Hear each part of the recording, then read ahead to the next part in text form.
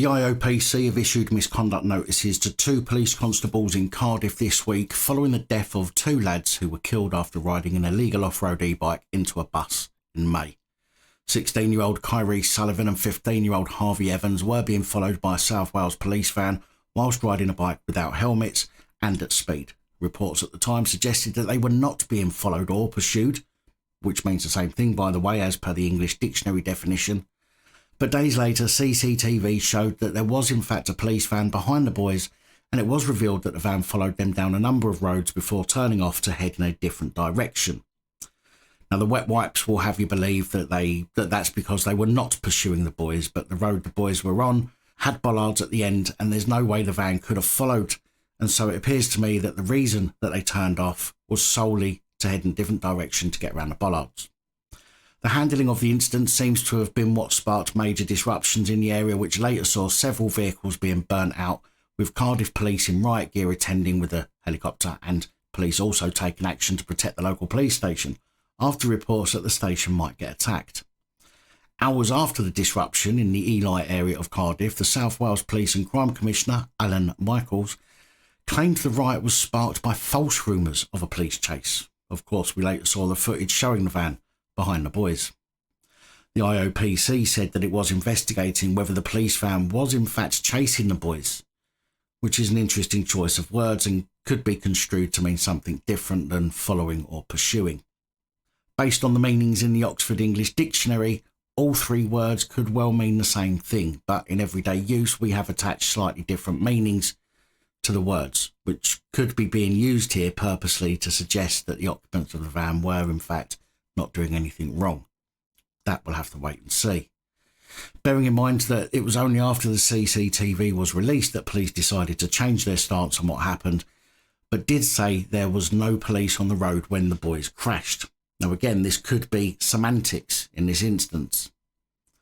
Upon hearing of the IOPC issue of misconduct notices, one member of Harvey's family said, if they, the officers, had not done what they did, the boys would be at home with us now. We're happy that they have been served these notices, but worried that it could get blown out of the water, that there could be a cover-up. We just want justice for the families. The IOPC said in its response to the issue of the notices that such notices advise officers their conduct is subject to investigation. They do not necessarily mean that any disciplinary proceedings will follow. Investigators are reviewing hundreds of video footage clips that we have gathered as a result of our house-to-house inquiries and leafleting. We have followed up inquiries with and taken statements from some local residents. We have also set up witness appeal boards on relevant streets. We have reviewed initial accounts and body-worn video from relevant police officers and staff. Our investigation continues to focus on the nature of the police interaction with the 2 boys prior to the collision and the appropriateness of the officers' decisions and actions. In particular, we are examining whether at any time the decisions and actions of the officers in the police vehicle constituted a pursuit.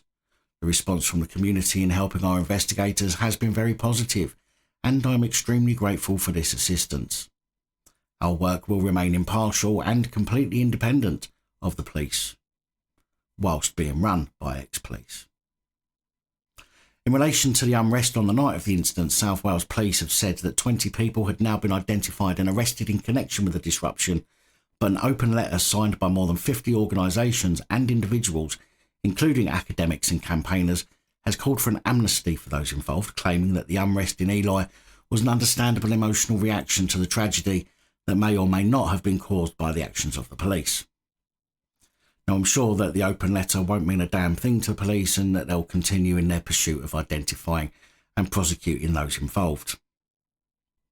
Personally, I think if anyone should be held accountable for actions that night, it should be those who partook in destruction of other people's property, namely setting fire to people's vehicles who had nothing to do with the incident and whose vehicles were targeted in what appears to be solely for the hell of it and is due to mob mentality that took over that night.